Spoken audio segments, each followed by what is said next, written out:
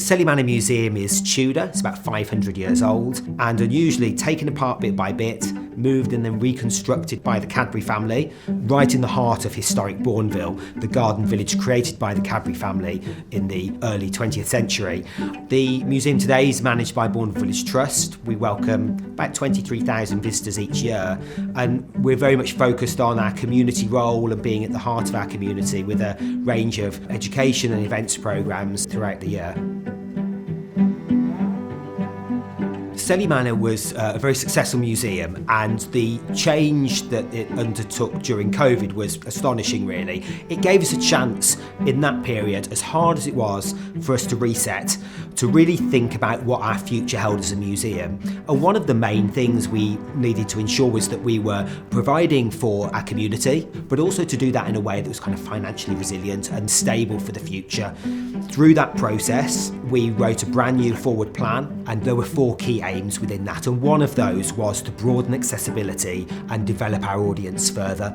I would say, like lots of museums at the time, we had a really good understanding of who our visitors were, but what we didn't know so much is who our visitors weren't and why they weren't visiting the museum. There was a wonderful opportunity through museum development to be part of the Audience Champions programme.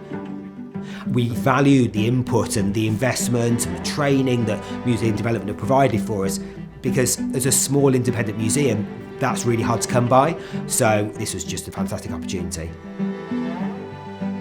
The support we received from museum development was getting involved in the Audience Champions programme. There were several different museums collecting data at the same time as us, all of similar size to us, and it was a great way of us capturing who our audience was rather than us imagining who our audience was. We actually had data to fall back on. It was always our intention to use the data to change the way that we approach who our visitors are in the museum and what programmes and activities we offer to them. Black Tudors New Narratives is a programme that we developed where we collaborated with 4 artists from the West Midlands to create artwork to reflect and depict Black Tudors that would have been around in a house like this at the time. The key thing for us here is to show how museums are for everyone, and so everyone is part of interpretation of the past, about challenging the narratives that we just accepted over the years, about representing voices of Birmingham that are unrepresented, and about bringing new audiences to the museum. So the advice I'd give to any museum that was looking at a reset similar to what we've done is to really fundamentally think about what your purpose is, who are you serving, and what do you want to do within that, and set out some really clear aims that revolve around a mission statement, and that will give you the structure that informs your future development.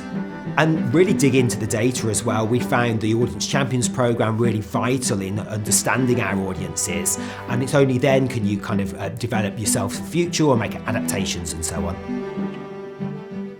We've already seen a change in the demographic of our visitors since we opened the exhibition. That's not just in person, that's also online, lots of comments online, and the nicest thing is people are sharing all the information as well.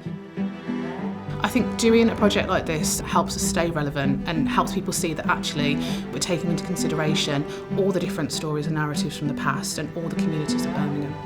Museum development have always been there to guide us whenever we've needed some assistance, really, ensuring our team has the right skills and knowledge to be able to deliver our forward plan.